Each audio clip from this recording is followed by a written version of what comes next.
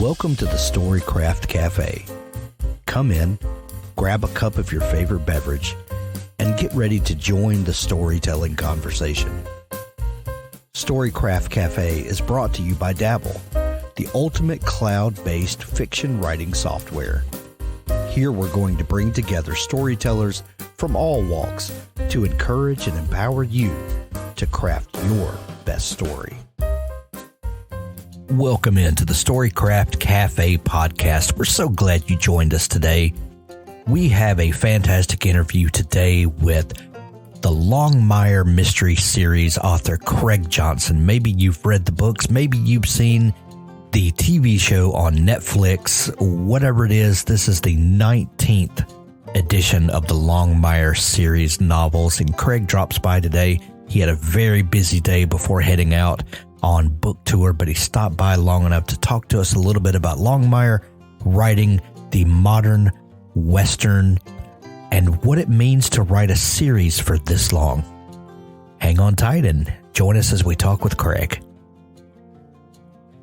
Thanks, as always, to Dabble for making the Storycraft Cafe and the Storycraft Cafe podcast possible.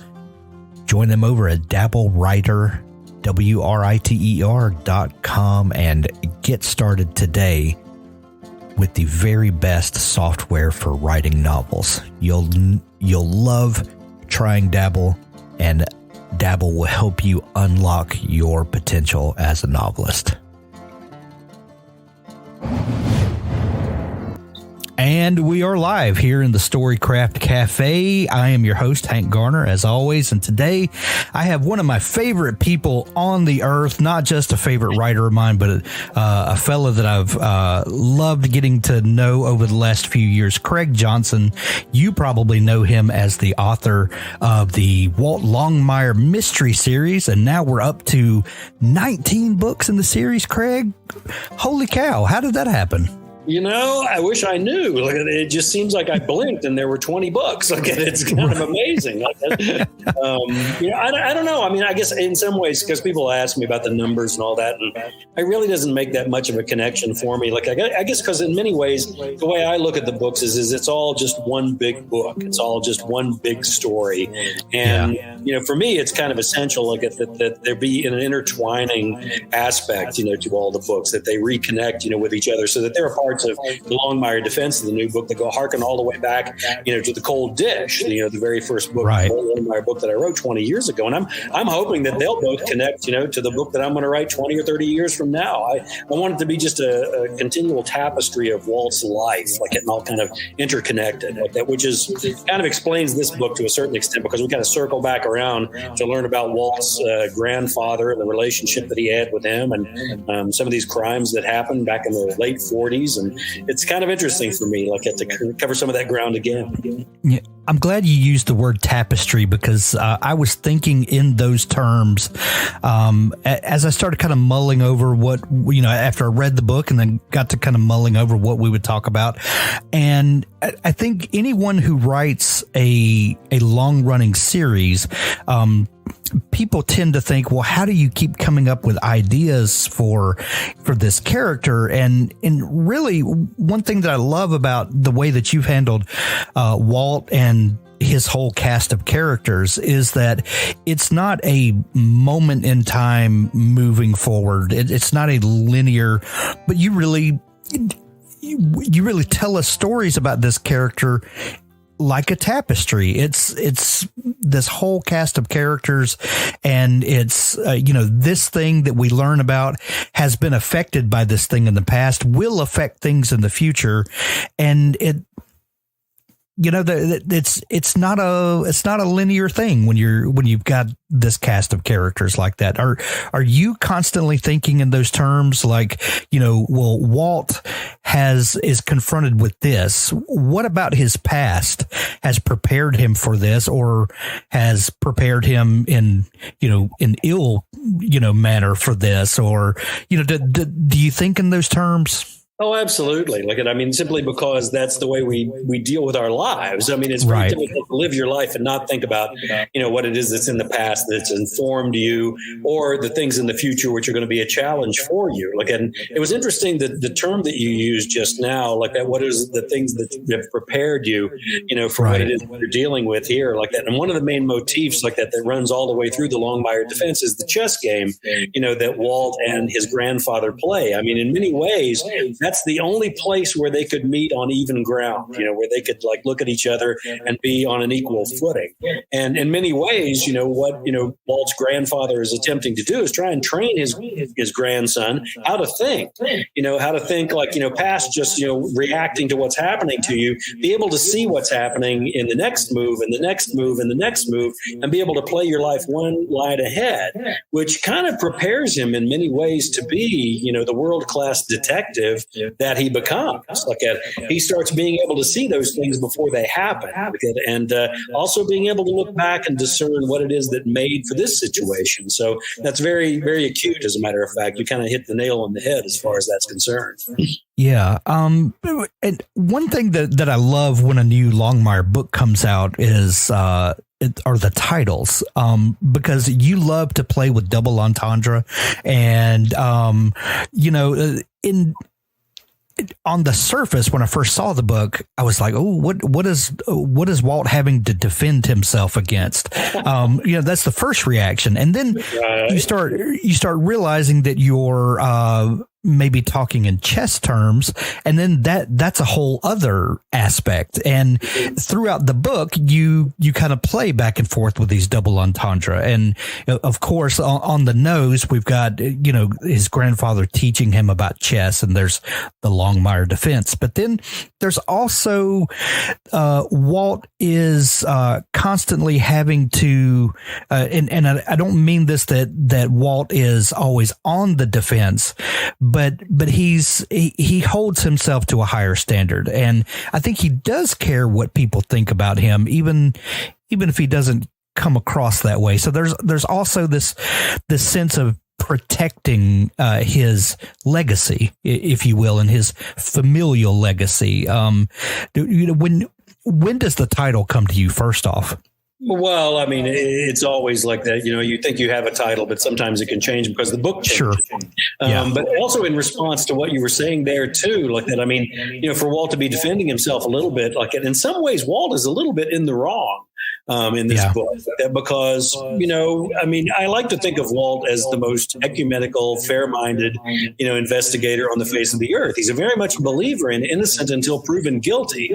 But with that past relationship that he has with his grandfather, it's almost as if he's rooting for his grandfather to be guilty of a most heinous crime, that's the investigation of the book. And so it kind of puts him on, thin ice a little bit like that. And it's interesting to see how an awful lot of people in the community who actually knew Lloyd Longmire, the older members of the community, maybe knew him a little bit better than Walt knew him. He's constantly having to defend this investigation that he's mounting. And for me, that was fun to put Walt in that kind of a situation, because it's not a place that he's been for the last 19 books. Right. Another thing that I love when a new Longmire book comes out is, are we going to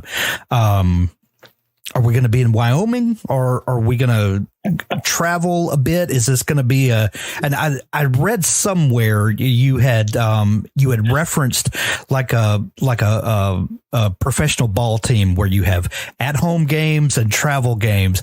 And I was like, that's exactly what you have done with this series. And, sometimes we're at home, sometimes we're traveling. But by doing that, you never, it's kind of, if we go back to what we were talking about earlier, the way people think that a book series goes linearly, but by doing that, you allow us to see things, different things, to see how aspects of Walt's character will play out because of these new characters and new situations. And like the last book, we take a major trip, and and everything that word entails. How do you start thinking about when it's time for a new book and you're planning that, where the setting is going to take place and how that setting is going to affect the story that you're going to tell? Well, I mean, you're absolutely right. And of course, you have to look back at the mechanics of this type of thing like that. Whenever I was starting to write the books like that, everything in crime fiction at that point in time was very much noir. It was all like, gritty, dirty, detectives burying bodies in their backyards, that type of things. And so I thought, okay, well, what if you did the sheriff of the least populated county in the least populated state? That would be something different, wouldn't it? Well, I didn't take into consideration how many people can you kill in the least populated county in the least populated state before it becomes kind of ludicrous. And so very rapidly I came to the conclusion that, Walt's going to have to be like a ball team and like play some away games here. Yeah. Because, and the other thing is like the element for that was that, have you ever noticed that in a lot of these novels, the character will do the most amazing job, just crack this incredibly complex case and bring heavy hitters down like that and do this amazing job. And then the next novel comes out and nobody remembers they did that. Well, that's not the way it works. Like it's certainly not in that kind of business. Like if you develop a reputation as being someone who is extraordinarily capable and extraordinarily able, to do this, well, then people are going to come knocking on your door. You're going to get some phone calls that say, hey, I've got this case that's got me baffled. And I was wondering if you would be willing to come by and maybe take a look at this and see what you could do with it like that. And so that gave me the opportunity to kind of like move Walt around, geographically, emotionally, intellectually, all those kind of things. And that's kind of important, I think, also in a series simply because, Westerners in the West, that's one thing, but Westerners in the context of, say, Philadelphia or Vietnam in 1968 or, Absaroka County when you're 6 years old. These are very, very different environs like that. And that can be very informative of the character and tell you things about them that you normally would never come to when they're in their comfort zone and in their usual environs. It's kind of like the Jessica Fletcher problem, in Murder, She Wrote. How many dead bodies can you stack up in this little town in Maine? Exactly. And that's why it's also fun, to kind of escape, in different situations, and find different points in Walt's history where we find a crime or a clue to something that happened that was very informative of him. Now, the trick with that, of course, is that if you're going to write one of those type of books, a cold case type book, the key element there is there has to be some sort of modern day connection, or else you're basically writing a research book is what you're doing. And your primary character is going to spend all their time at the library or in front of a computer or, all this, but there's no real threat to them personally. And so I think, with this one, with the financial aspects of the permanent wealth, mineral index fund that things kind of get a little bit heated when Walt starts discovering things that a lot of people would rather have, swept under the rug and nobody ever find out about. Right. One of the things about one of the things that people love about a small town is the close community and the fact that your neighbors and they become like family. And that's also one of the detriments of a small community is that everybody knows your business and everybody knows everybody's business. Absolutely. And therein lie mysteries, right? Absolutely. And then the other thing is a lot of people think they know the backstory of these situations like that, whereas there might have been a little bit more to it than anybody might have suspected. I mean, one of my favorite scenes in the entire book, is the one where Lucian Connolly, makes Walt stop the truck, and they're standing there, in the median of the highway, having this argument about, who Walt's grandfather was and why he might have done the things that he did like that. And so, it's always interesting to me because you think people when you meet them, but you don't. You don't know who they were. You don't know who they're going to become. And so you're dealing with three different people is what you're dealing with, but you only get the one right now. And so to me, that's always, fun to find out and unearth some of that information and see just who they might have been. It might be somebody completely different than what you might have suspected. Yeah. Well, speaking of those characters, one of the greatest things about this series is this really rich cast cast of characters that you've created that surround Walt. And one interesting character that we learn about in this book is this childhood friend, Ruth Oneheart. Where did Ruth come from? Whenever I started developing the idea of this relationship between Walt and his grandfather, and how that there was some sort of, mystery, to his family. There were things that he did not know, but had been intimated, by his grandfather and in his dealings with him. I knew that those things were going to have to come out. We were going to have to find out about those things at some point in time. It was just a question of when are we going to get this storyline that's going to give us the ability to believably, find out about those things like that. And then how much does anybody know? How much does anybody not know like that? And so for me, that was, an opportunity to bring Ruthless, as Walt, sometimes refers to her, Oneheart back into play like that. And there were some things that she knew, about Walt's, family that that maybe had not been, brought to the surface yet like that. And so that made her a very important character in Walt's history. The other thing is we only get little glimpses of Walt's childhood. Right.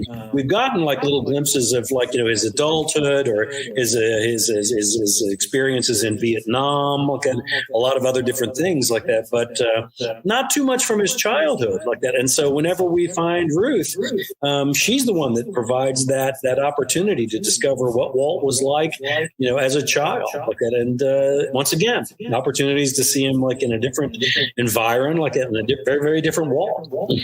Well, and that's a great way to explore someone's past is through the relationships of these other characters. Because then you get the complexity of, instead of just turning the camera, to them as a child, you're getting to see them through the eyes of someone else and through their perspectives. And then what did their experiences with, how did that affect this person? And then, that more layers to that tapestry we talked about. Yeah, and it's not. I don't know why it is that more authors don't use it like that. But obviously, it's one thing to hear characters sit and talk about their childhood or their relationships or whatever like that. But it's much better and much more graphic, it seems to me, when we actually, it's like when someone tells a good story. If somebody's telling a good story, you're there. You go back in time like that, or back in a different place or whatever. You are in that place when someone tells you a good story. And so, for me, one of the challenges like that in trying to tell the stories is being able to sweep the reader up like and take them back to that point in time and have it be believable for them like that they've actually that they're now into that little instance from the past and it can be a great deal more revealing for them when they read that, I believe. Yeah, absolutely. When you start a new book, do you have research that you think ahead of time? Okay, I need to learn about this. How does this actually work? And I would imagine this deep into a series, research probably gets a little easier. You probably have cultivated contacts. And how is that working for you? And how do you start thinking about the things that you will need to know before you start the writing? Oh, I don't know if it gets easier like that because, the research is always different, with each book. You're always delving into something completely different like that. And in this book, for me, I was delving into the financial world, which, probably the best indication I can give you of that is when Walt is trying to explain the permanent wealth mineral index fund, to Ruby, his dispatcher. He's looking at him like, you don't even know how to balance your checkbook. What do you know about this stuff like that? And it was interesting to me. And I thought, okay, and you don't want to go overboard on this type of thing where, you're burying, the poor reader with information but to discover that the state of Wyoming had $80 in the bank in 1968, and that's where they had to come up with the permanent, wealth index, mineral fund. That was an idea that they borrowed, I think, from Nevada or from Alaska, just to remain solvent like that. That was just an incredible thing for me to take into consideration like that. And then to think, how that fund works, how was it implemented, and how could it possibly be abused, in some ways, which made for that connection for Walt in the modern day where, people are trying to hide not only millions, but billions of dollars. Right. And boy, you start talking, what's the old statement, a million here, a million there. Pretty soon you're talking about some serious money. Well, you're also talking about a serious threat, for people who want to, try and keep that kind of information, under the radar. Yeah. Do you ever have times where you learn a piece of information and that spawns a plot point for a book? Absolutely. I tend to refer to it as the creek bed method of research, like that, and what I tend to do is I do a ton of reading like that for each book, usually about a year in advance, so that when I finish up with all of my research, I'm chomping at the bit, to start writing that book. But I don't take a lot of notes, so what I tend to do is what I remember is what needs to go in the book. It's kind of a synthesis or a filter, to kind of get rid of a lot of the mass that we really don't need in the book. But whatever it is that sticks in my head, whatever it is that's a component that I think, that's really kind of interesting, and that probably needs to be in the book. Well, that's the shiny pebbles that are in the creek bed that you can still see on the surface, and those are the ones that need to go in. Gotcha. We learn a lot about Walt's grandfather, Lloyd, in this book. And it's interesting to get these glimpses of Walt looking back, like we've talked about, but also how that mixes with Walt's relationships going forward.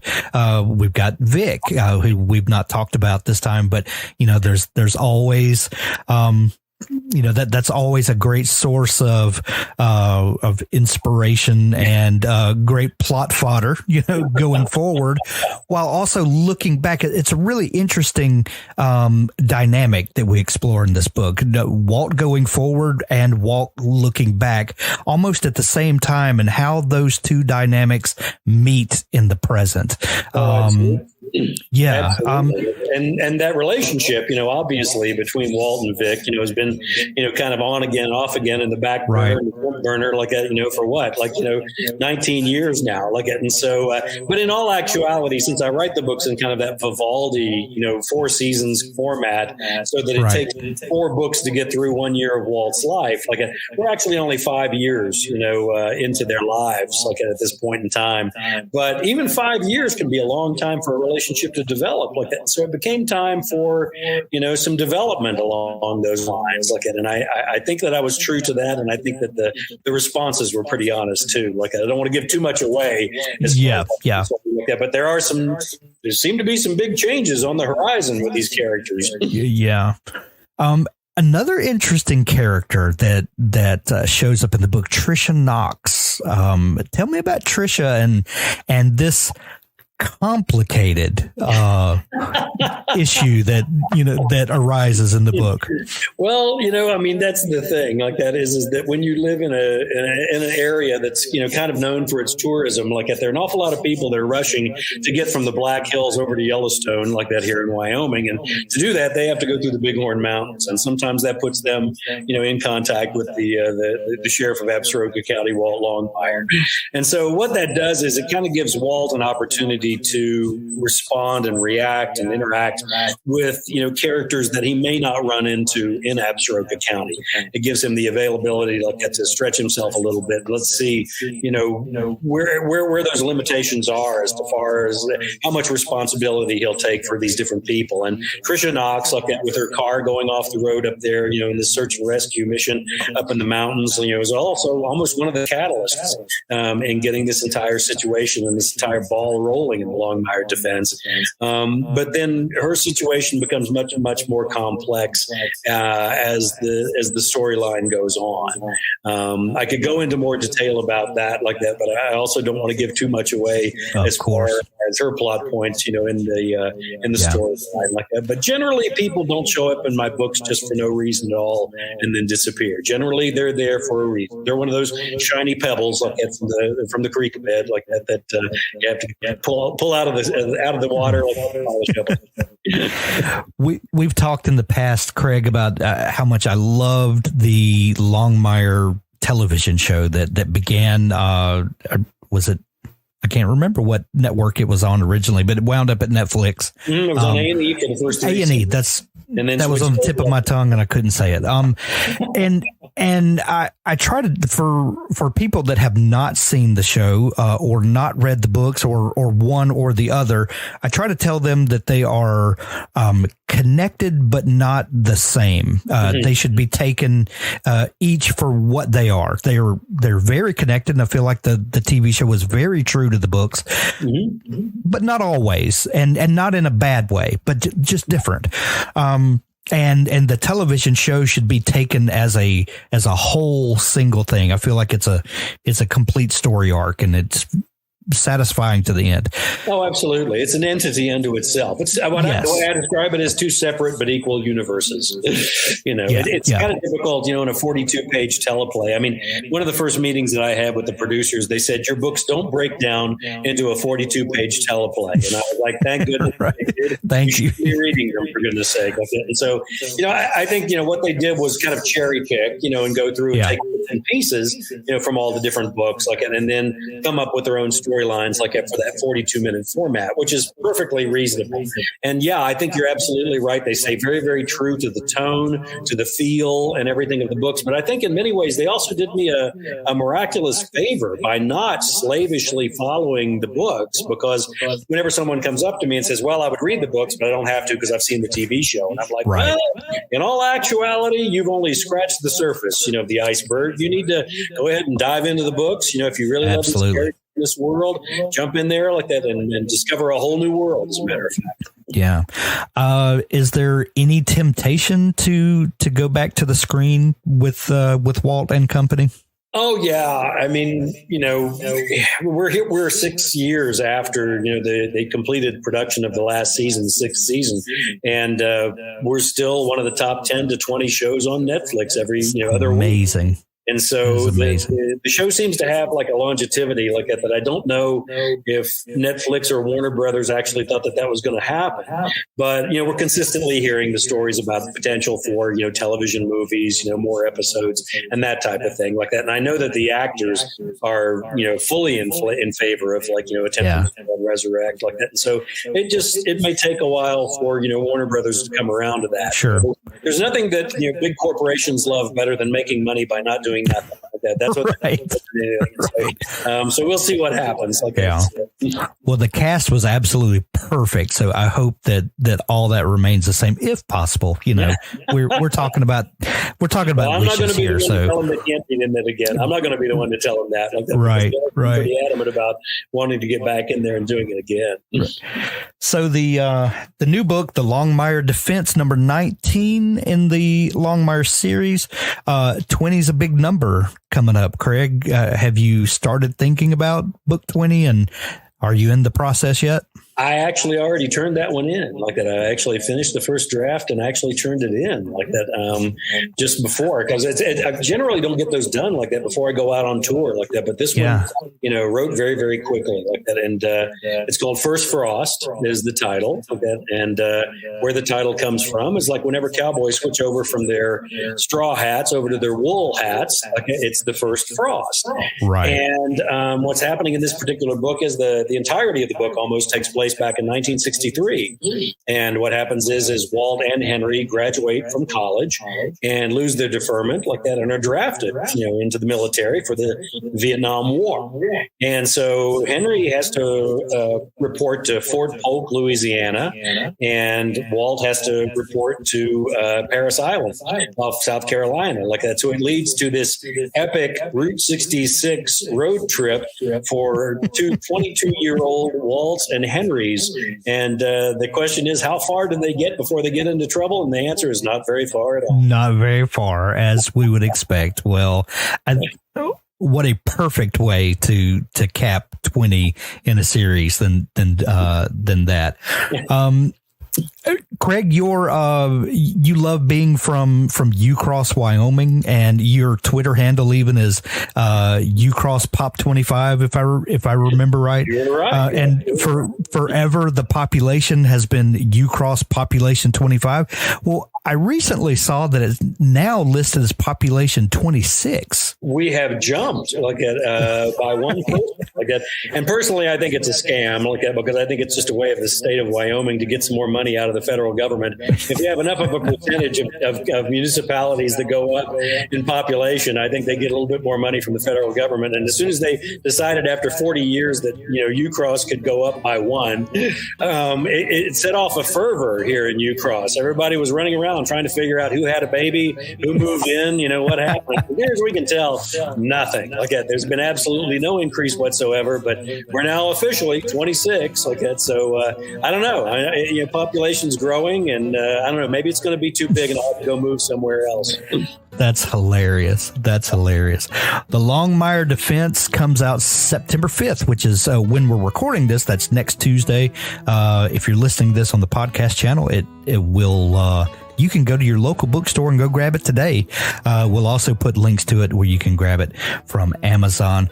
Craig, always a pleasure to catch up. Book 19, Longmire Defense, amazing. Can't wait for book 20. Thank you, buddy. Thank you, sir. That's our episode for today.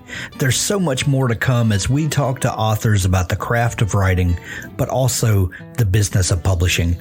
Be sure to subscribe to the Storycraft Cafe podcast in your favorite podcast app so that you never miss an episode.